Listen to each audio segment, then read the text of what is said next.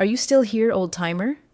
That's what Brady said, out loud in front of half the floor, as I handed him the lease file he forgot to print for the finance team. His cologne hit before his words did. That expensive, overcompensating kind of stink that makes you miss the smell of brake fluid.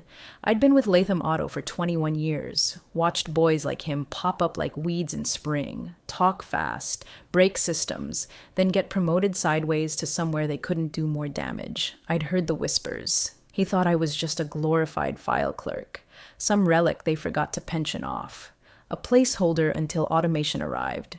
I never corrected him. Let him roll his eyes when I asked for wet signatures. Let him laugh when I told him the CRM needed a manual sync. Let him believe he'd walked into a sandbox he could kick down and rebuild from scratch.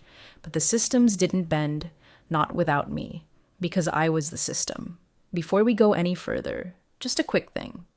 If you're enjoying the story so far, don't forget to subscribe and give this video a like. Over 97% of people listen without subscribing, and it really motivates the team to keep delivering these twisted stories. All right, let's keep going. Brady didn't know what Glint Solutions was. Why would he? It wasn't listed on the org chart, wasn't in the HR directory. It was the name on the license files, the back-end API, the warranty calculation logic. I kept it out of sight, just like Reggie asked when we set it up back in '04.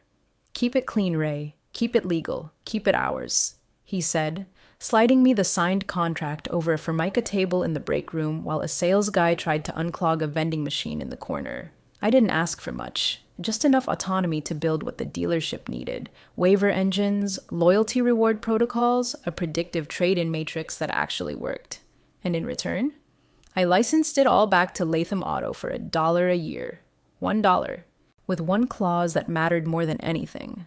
I stay on as admin of record, or the whole thing locks up tighter than a '94 Civic with a snapped timing belt. Of course, Brady didn't know any of that. He saw a woman pushing 50 behind a desk stacked with manila folders and thought he had me clocked. You still here? He asked again, like I hadn't heard him the first time. I didn't answer, just watched his designer's shoes squeak on the showroom tile as he strutted toward his glass-walled office, where he'd try and fail to log into the quote generator I built from scratch in 2012. The only reason the place hadn't already buckled under the weight of its own ambition was because I fixed what broke, logged what mattered, and never asked for credit. Hell, most days I didn't even eat lunch until 3, but I was the last person still standing who remembered when the service-based server needed a daily reboot, or which VIN sequences were flagged in the old insurance matrix, or where the ghost customer data from 2009 was hiding, and why you shouldn't delete it unless you enjoyed refunds triggered in triplicate. Brady didn't care about any of that. He was prepping for some grand rollout, expansion, syndication. His buzzwords came and went like lint on a showroom suit. Every sentence started with, "We're optimizing," and ended with "legacy compliance," which was corporate for, "I don't know what this does, but I want it gone." I just nodded and kept syncing backup files. Reggie used to joke I was the dealership's spinal cord. Brady? He thought I was an appendix, old, unused, and ready to cut out. So I waited. Not because I was scared, but because I knew exactly what happened when someone pulled the wrong plug. I'd labeled every wire, every script, every gateway. He just hadn't read the labels. Yet.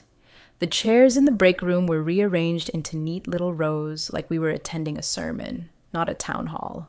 Brady stood at the front, clicker in hand, bouncing on the balls of his feet like a kid presenting a science fair volcano. "We're prepping for scale," he beamed. "Multi-location sales strategy, founder's vision. Investors are circling like hawks."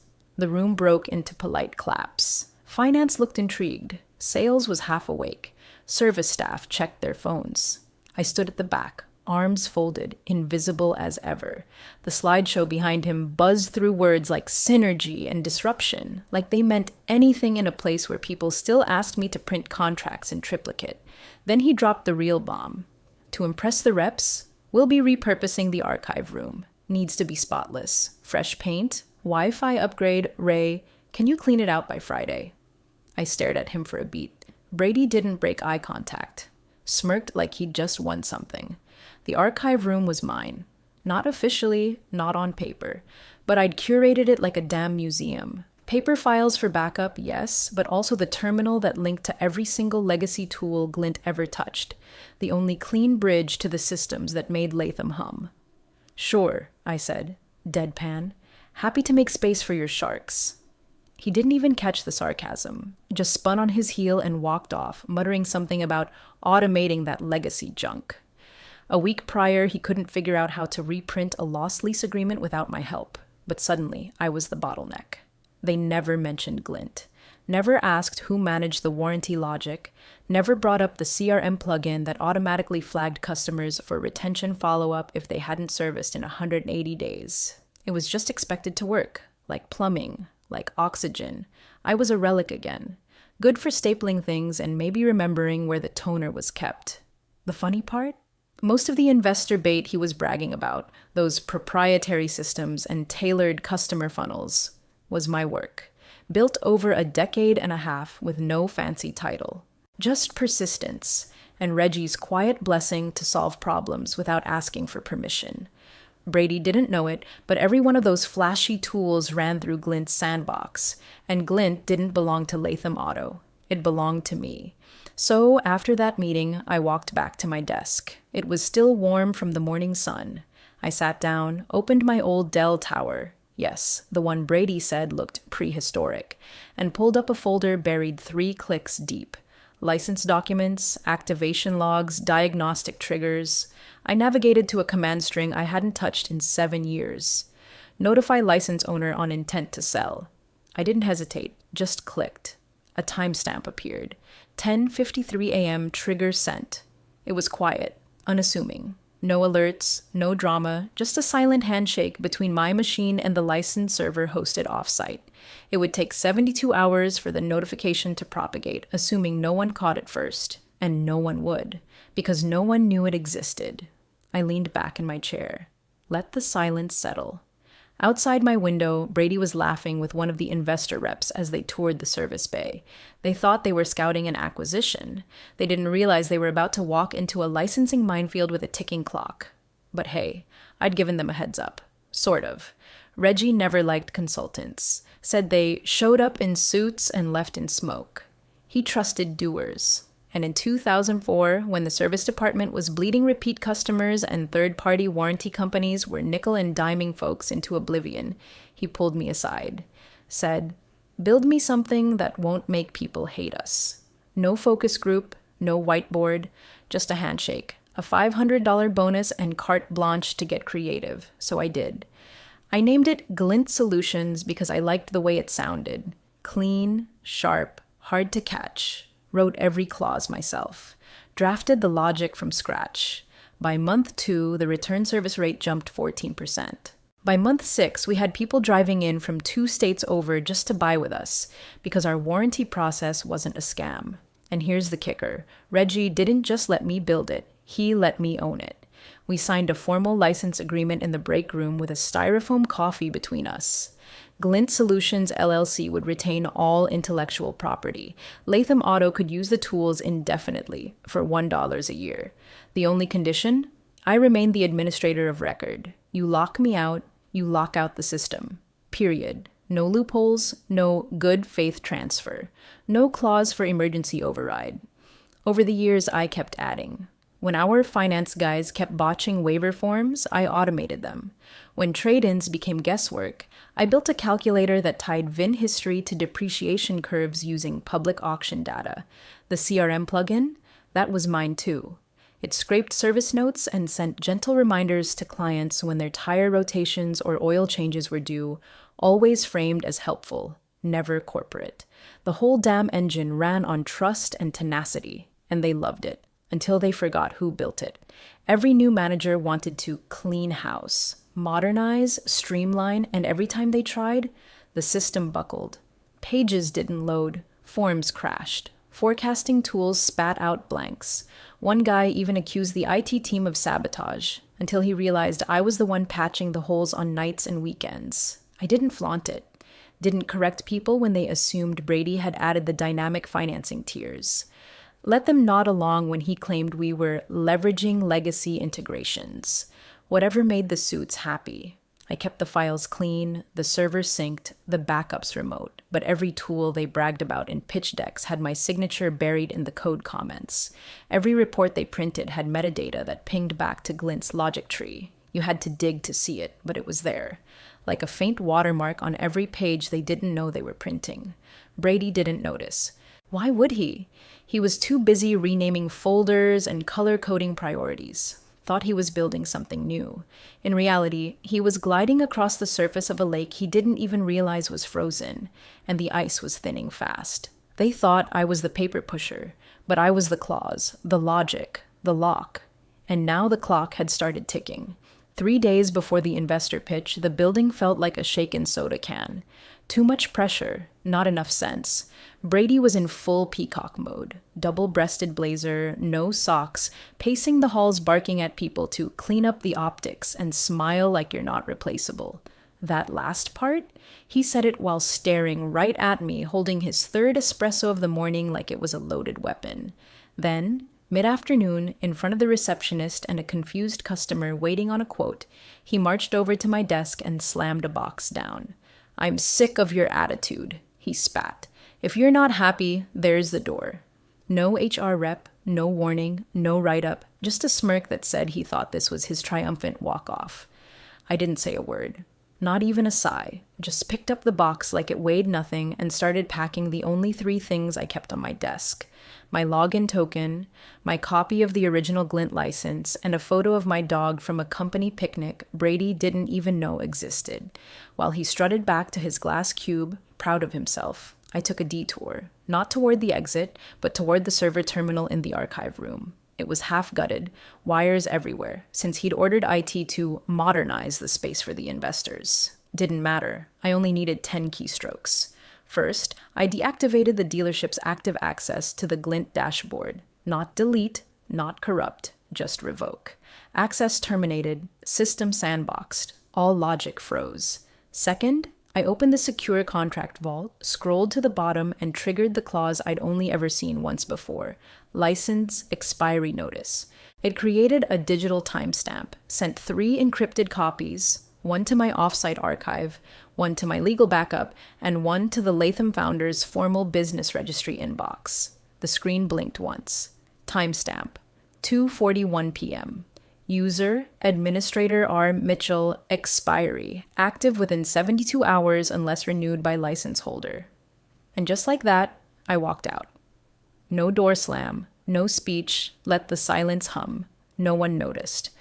That night, Brady was too busy organizing cocktail napkins for the investor mixer to realize the CRM wasn't syncing. The finance plugin didn't load. Service report templates came back with error codes. His fix: blame IT. Tell them to hard refresh and reboot. The next morning, during the first run-through with the investor reps, things went sideways. The predictive trade-in app, blank screen. The dynamic leasing calculator froze halfway through the demo and spat out a $500,000 down payment recommendation for a used Corolla. The investor rep asked, "Is this supposed to happen?" Brady laughed it off. Little back-end hiccup, legacy junk, doesn't matter.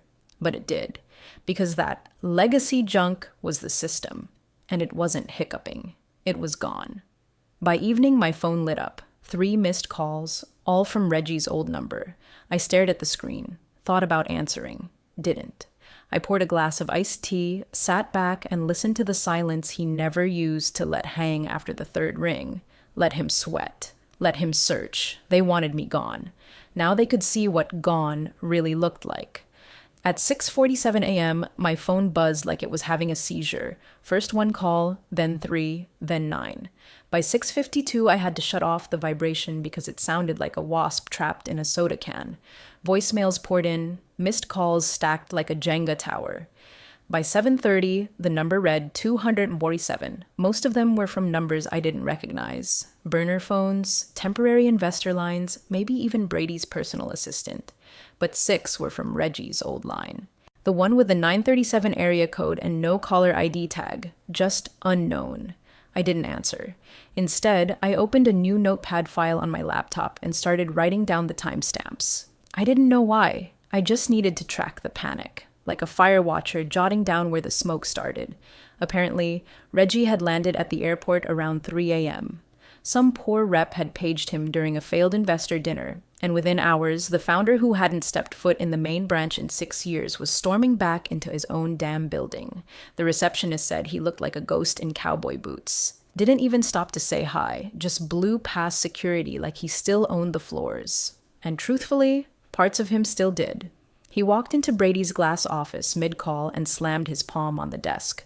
What the hell is going on? Brady, clearly still coasting on last week's arrogance, waved his hands and said, "It's nothing, Reg. The system's glitching, legacy stuff. We're migrating off it anyway." Reggie's eyes narrowed. "Define glitching." Brady looked nervous. "The Latham Tools suite is locked out. We can't access anything from Glint, but it's fine. We've got alternatives lined up." Reggie's voice dropped. "You don't have Glint?" Brady blinked, confused. "Well, no. We fired the admin. She was slowing us down." There was a silence in the room that made even the intern with the cold brew look up. Reggie took a breath. "She who?" Brady, still oblivious, said my name like it was a punchline. "Ray Mitchell." Reggie went still. Really still. Like the air got sucked out of the building. Then he exploded. "She owns what?" He didn't sit down, didn't blink, just pointed at Brady and said, "Get everyone in the conference room, now, and someone get me the original license file. You better pray to God it's still on the server." It wasn't, because I had it. Tucked away in a fireproof lockbox backed up to 2 separate cloud drives under different LLCs and time-stamped across 6 redundant logs. Not out of paranoia, just policy. Mine. Back at my kitchen table, I was sipping coffee and listening to the neighbor's dog bark at the garbage truck. Peaceful morning, really. Meanwhile, Latham Auto was in full collapse.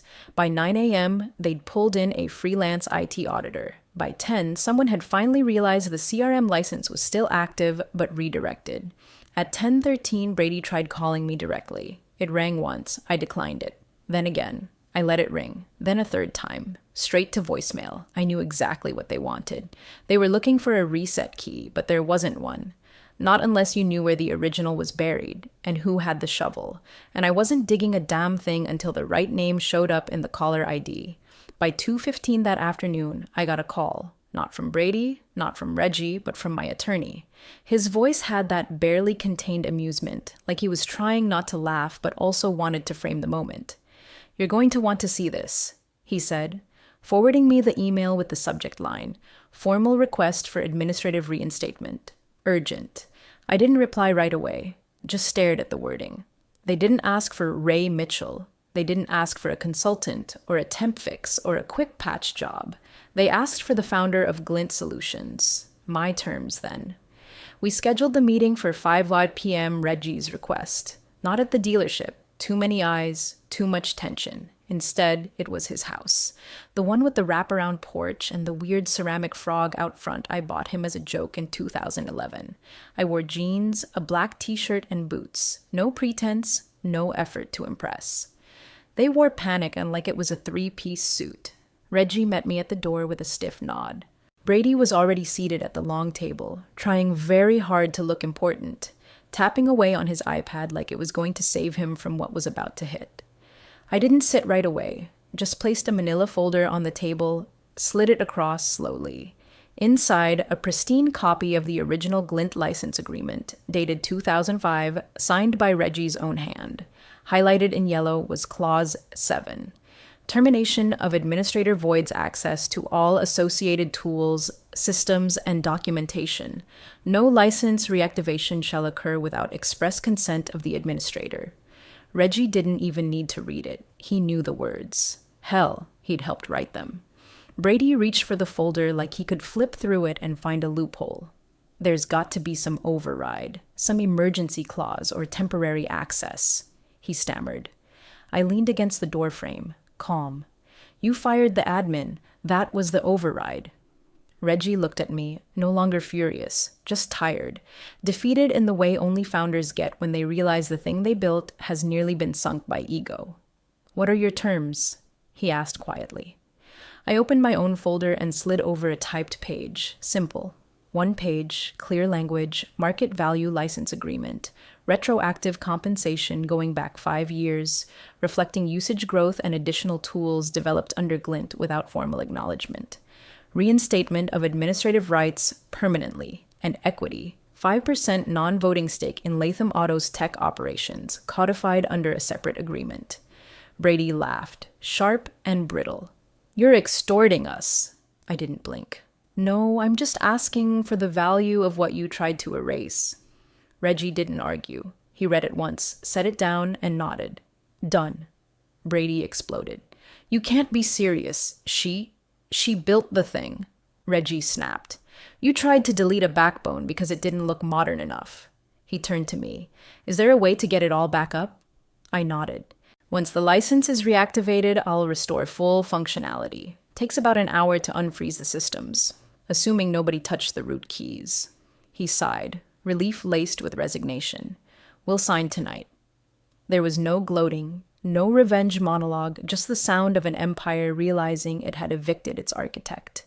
I walked out with the signed documents under my arm. Not an employee, not an afterthought, just Glint's founder, and now the owner of their comeback. Brady didn't go quietly. He never struck me as the type who would.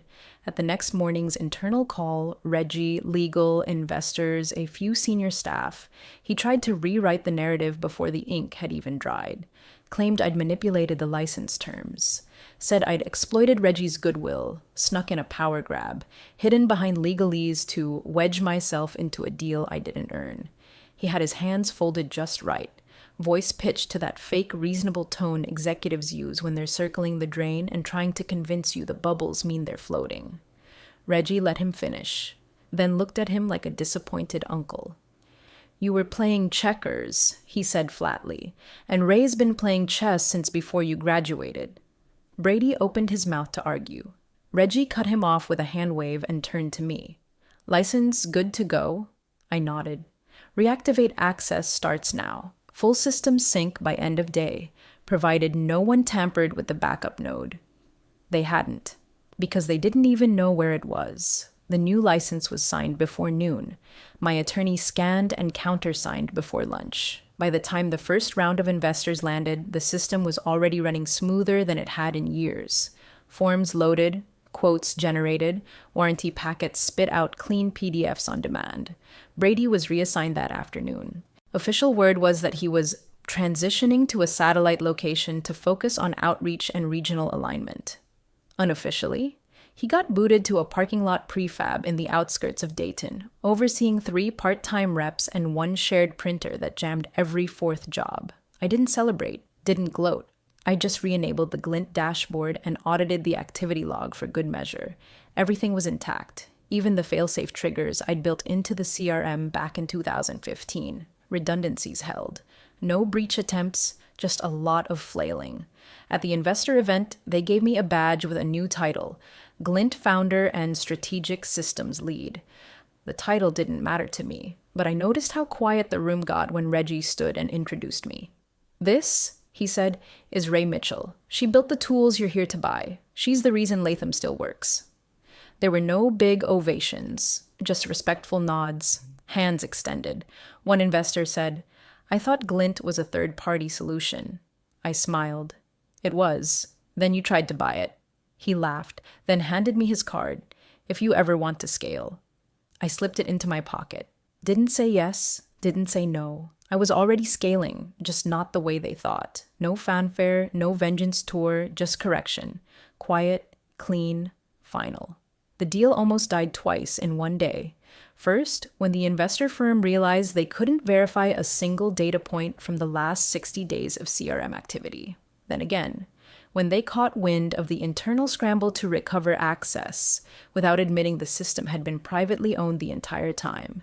But Reggie did what Reggie does when he's backed into a corner. He told the truth.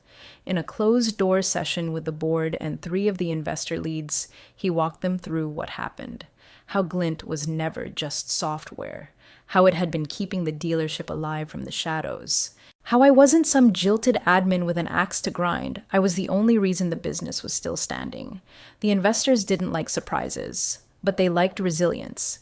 And after seeing the dashboard restored, the data clean, and the tools performing beyond spec, they made one condition: Glint had to stay. Not in the margins, not in mystery, front and center, which meant my terms became the terms. The equity clause I'd proposed, accepted without a red line. Retroactive compensation, signed off with a bonus kicker once the valuation bump was confirmed. Full administrative control codified in 2 new operating agreements, approved, notarized, and archived by 5 p.m. The multi-location rollout went ahead as scheduled. Only this time, Glint was listed as the system of record. My LLC embedded into the deal. My tools. Now a line item in the tech stack. No more backdoors. No more legacy junk comments from clipboard suits trying to sound relevant. At the follow-up board dinner, Reggie stood up and raised his glass before the entrees even hit the table. "Before we toast," he said, "I want to acknowledge the backbone none of us saw until it locked up and took the brain with it." The table laughed. He gestured to me. Ray Mitchell, Glint founder, systems lead, and reason we're all still sitting at this table. I nodded.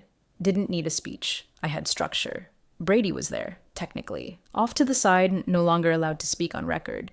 He shook hands, poured water, smiled when prompted, but his eyes never met mine once. Not during the toast, not during the slideshow, not even when someone asked how we got so lucky building a proprietary suite without venture backing. Lucky. Right.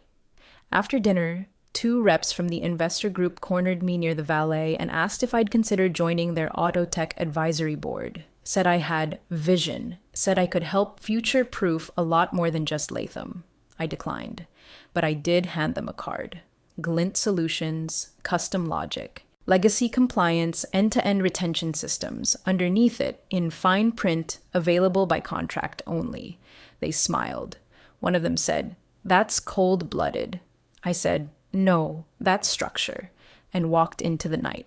6 weeks after the dust settled, LathamAuto.com relaunched with its usual splash of fanfare. New banners, fresh branding, Brady scrubbed from the leadership page so clean you'd think he never existed. Everything about the site screamed forward-thinking and modern mobility solutions, whatever that was supposed to mean. But down at the bottom, past the financing teaser and the GDPR disclaimer, nestled in light gray font like it barely wanted to be noticed, sat a single line of text. System tools and logic licensed from Glint Solutions, founded by R. Mitchell. No link, no logo, just presence. I saw it the day it went live. Didn't say anything to anyone. Just took a screenshot, saved it to a folder called Proof They Remembered, and went on with my day. I'd been stopping by the dealership less and less. Not because I wasn't welcome. Reggie made damn sure I had a badge that let me walk in any time, but because I didn't need to hover. The systems held, the staff adapted. They stopped calling it legacy once they realized it did more than the shiny SaaS junk they kept trying to beta test. A week after the relaunch, one of the new interns caught me in the break room while I was refilling my tea. "Hey, Miss Mitchell?" I raised an eyebrow. "How'd you know to prepare all that legal stuff? Like the license clauses, the administrator lockouts, the equity triggers?" I looked at him for a long moment. Kid couldn't have been older than 22. Sharp haircut, nervous eyes. Probably just starting to realize that behind every system he clicks through is a person who once fought tooth and nail to make it work. I smiled. Nothing smug, just quiet. "Because people like you," I said, "forget who signs the forms you use every day." He blinked like he didn't get it. He didn't. Not yet. And that was fine. I left him there, clutching his reusable water bottle, wondering what I meant while I headed out into the parking lot. The sun was setting behind the row of certified pre-owned sedans, their windshields flashing red and gold. I watched it for a second, then turned toward my truck. Not revenge, not drama, just structure, signed and sealed, years ago, and now it was singing back.